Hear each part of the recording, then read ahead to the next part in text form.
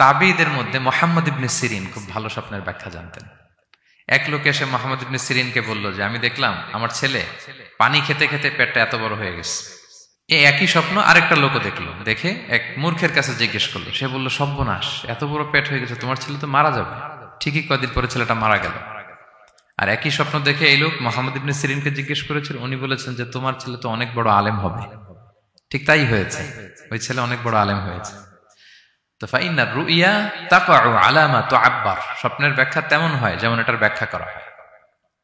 রাসূল সাল্লাল্লাহু আলাইহি ওয়াসাল্লাম একবার স্বপ্নে দেখলেন যে তিনি ওনাকে দুধ দেয়া হয়েছে, বাটিতে দুধ খাচ্ছেন, পরে আঙ্গুলের ফাঁক থেকে দুধ বেরোচ্ছে। এই সামান্য একটু দুধ রাসূল সাল্লাল্লাহু আলাইহি ওয়াসাল্লাম উমরে ফারুককে দিলেন। সাহাবারা বললেন, মাযা আউয়ালতা বিহি ইয়া রাসূলুল্লাহ, এটা তাওয়িল কি? তখন বললেন, আউয়ালতু বিহি আল ইলম, এটা দিয়ে আমি জ্ঞান বুঝিয়েছি। মানে উমরে ফারুকের আল্লাহ তাআলা অনেক জ্ঞান দিবে। স্বপ্নে কেউ দুধ খাচ্ছেন, এটা আপনার জ্ঞানের প্রতীক। রাসূল সাল্লাল্লাহু আলাইহি ওয়াসাল্লাম স্বপ্নে দেখলেন লোকজন দাঁড়ানো, কারো গায়ের জামা এতটুকু, কারো এতটুকু, কারো হাঁটু পর্যন্ত, আর উমরে ফারুক জামা একেবারে টেনে হিচড়ে যাচ্ছে। তো সাহাবারা বললেন, মাযা আউয়ালতু বিহি ইয়া রাসূলুল্লাহ, এই স্বপ্নের তাওয়িল কি, ব্যাখ্যা কি? রাসূল সাল্লাল্লাহু আলাইহি ওয়াসাল্লাম বললেন, আউয়ালতু বিহি আদ-দীন আত-তাকওয়া, এটা দ্বারা আমি দিনদারি বুঝিয়েছি। মানে উমরে ফারুকের দিনদারি অনেক বেশি। স্বপ্নে কেউ ছোট জামা দেখলে তার দিনদারি কমতেছে, এটার একটা আলামত। তো এই জন্য হুট করে স্বপ্নের কথা কাউকে শেয়ার করতে নেই।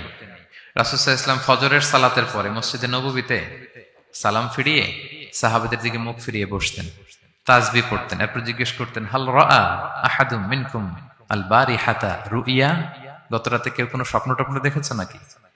তো তখন সাহাবারা এই স্বপ্ন বলতেন, রাসূল সাল্লাল্লাহু আলাইহি ওয়াসাল্লাম ব্যাখ্যা করতেন। সুবহানাল্লাহ, কত সৌভাগ্যবান ছিলেন তারা। তাহলে স্বপ্ন বলা যাবে নাকি কাউকে? না। খুবই শুভাকাঙ্ক্ষী, আপনার একেবারে ক্লোজ ফ্রেন্ড, তাকে বলতে পারেন। আর অনেক বড় আলেম যিনি ভালো ব্যাখ্যা করতে পারবেন, আপনাকে গাইড করতে পারবেন, তাকে বলবেন। এছাড়া বলা যাবে না। আর খারাপ স্বপ্ন তো বলাই যাবে, আল্লাহ তাআলার কাছে পানা চাইতে হবে। তাহলে ঘুমিয়ে ঘুমিয়ে যেটা দেখি এটা কারোর কাছে বলা যাবে না। আর যেটা পাওয়ার আকাঙ্ক্ষা মানুষকে ঘুমাতে দেয় না, ওইটাও একটা স্বপ্ন। বলে না যে আমার জীবনের স্বপ্ন আমি এটা করব, এটাও স্বপ্ন। এই ভিশনও শেয়ার করা যাবে না কারোর সাথে। আপনারা তো ব্যবসায়ী মানুষ, টিপস শিখাই দেয় কিছু। বিশাল বড় একটা কিছু প্রজেক্ট নিছেন, শুরু করার আগে আপনি বলে ফেলছেন, শেষ, আর এটা হবে না। দেখবেন যে এখান থেকে কনস্পিরেসি, ওইখান থেকে শত্রুতা, ওইদিকে এটা করছে ওইটা করছে, আপনি আর আগাতেই পারবেন না। দুঃখজনক হলেও সত্য, আমরা বাংলাদেশিরা তো এগুলোতে অভ্যস্ত। সবার মধ্যে কম বেশি জেলাসি কাজ করে ন্যাচারালি, আমাদের বাংলাদেশিদের এটা আরো বেশি। আমি আমার প্রায় আলোচনাতে বলি যে আমাদের জাতীয় খেলা হাডুডু হওয়ার কারণ হচ্ছে এই খেলার ধরনটাই এমন, একজন সামনে যেতে চায়, 10 জন পা ধরে পিছনে টানতে চায়। তা আপনি আপনার ভিশন শেয়ার